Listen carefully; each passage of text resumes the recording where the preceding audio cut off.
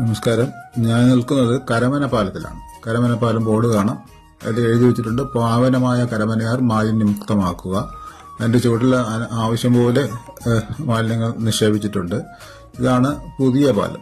പുതിയ കാലം എന്റെ അറിവുള്ള കാലത്ത് നിർമ്മിച്ചാണ്. ഏകദേശം 30 വർഷം പഴക്കം ഉണ്ടാവുമെന്നാണ് ഞാൻ കരുതുന്നത്. വ്യക്തമായിട്ട് അറിയില്ല, എനിക്ക് ഓർമ്മയില്ല. ഈ നിർമ്മാണ വേളയിലൊക്കെ ഞാൻ ഇത് പോയി കണ്ടിട്ടുണ്ട്.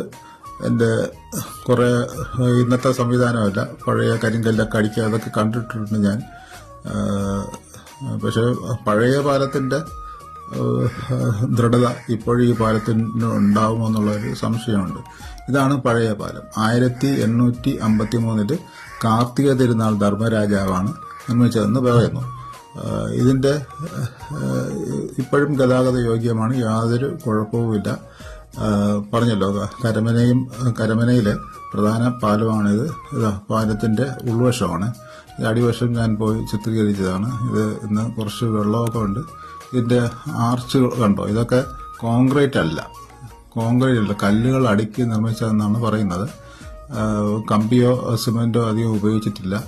അതിന്റെ തൂണുകളും അതിന്റെ സംവിധാനങ്ങളുണ്ടോ, കല്ല് ഇങ്ങനെ ആർച്ച് ഷേപ്പിൽ അടുക്കിയിട്ട് അതിന്റെ മേളിൽ കരിങ്കല്ലിട്ട് നിർമ്മിച്ചതാണ്.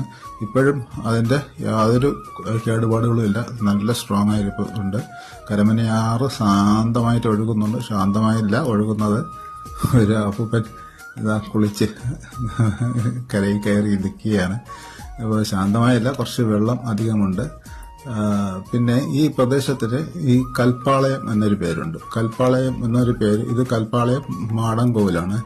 കൽപ്പാളയം എന്ന പേര് വരാൻ കാര്യം, പത്മനാഭസ്വാമി ക്ഷേത്ര നിർമ്മാണവുമായിട്ട് ബന്ധപ്പെട്ട് കൽപ്പണികൾ ചെയ്തിരുന്നത് ഈ പ്രദേശത്താണ്. അതിന്റെ തലമുറക്കാർ ഇപ്പോഴും, വിശ്വകർമ്മജരായ തലമുറക്കാർ ഇപ്പോഴും അവിടെ താമസിക്കുന്നുണ്ട്. അവർ സ്ഥാപിച്ച ക്ഷേത്രമാണ്. അവരുടെ കുലദൈവമായ കാഞ്ചീപുരം മാടനെ, കാഞ്ചീപുരത്തിൽ നിന്ന് വന്നവരെന്നാണെന്ന് പറയുന്നത്, കാഞ്ചീപുരം മാടനെ ഇവിടെ സ്ഥാപിച്ച് ഇപ്പോഴും അത് പരിപാലിപ്പിച്ചു പോകുന്നു. ഉത്സവങ്ങളൊക്കെ നടക്കാറുണ്ട്. ശിവരാത്രിയിലാണ് പ്രധാന ഉത്സവം നടക്കുന്നത്. കണ്ടല്ലോ എൻ്റെ ശില്പങ്ങളൊക്കെ. ഇപ്പോഴും കുറച്ച് അത് ഭംഗിയുണ്ട്. എൻ്റെ ഇതിൻ്റെ പെയിന്റിംഗ് ഒക്കെ റീപെയിന്റിങ് ചെയ്യാത്തതുകൊണ്ടായിരിക്കണം. എങ്കിലും അതിൻ്റെ തനതായ ഒരു ദ്രാവിഡ സങ്കല്പത്തിൽ ചെയ്ത ഒരു ശില്പങ്ങളാണ്. കണ്ടല്ലോ, എല്ലാ ദൈവങ്ങളുണ്ട്, മുരുകനും ഇതൊക്കെയാണ്. പിന്നെ ഇത് സ്കൂളാണ്, കരമന സ്കൂൾ. ഈ സ്കൂളിലാണ് ഞാൻ പഠിച്ചത്. കരമന ഹൈസ്കൂൾ എന്നാണ് അറിയപ്പെടുന്നത്. ഇപ്പോഴും ഹയർ സെക്കൻഡറി സ്കൂളായി. ഇതിന്റെ നിർമ്മാണ പ്രവർത്തനങ്ങളൊക്കെ നടന്നുകൊണ്ടിരിക്കുകയാണ്. കൂടുതൽ സംവിധാനത്തോടു കൂടി നല്ല ആധുനിക രീതിയിലുള്ള കെട്ടിടങ്ങളൊക്കെ വന്നുകൊണ്ടിരിക്കുകയാണ്. അത് അടച്ചു കിടക്കുകയാണ്. അതിന്റെ ഉള്ളിൽ പോയി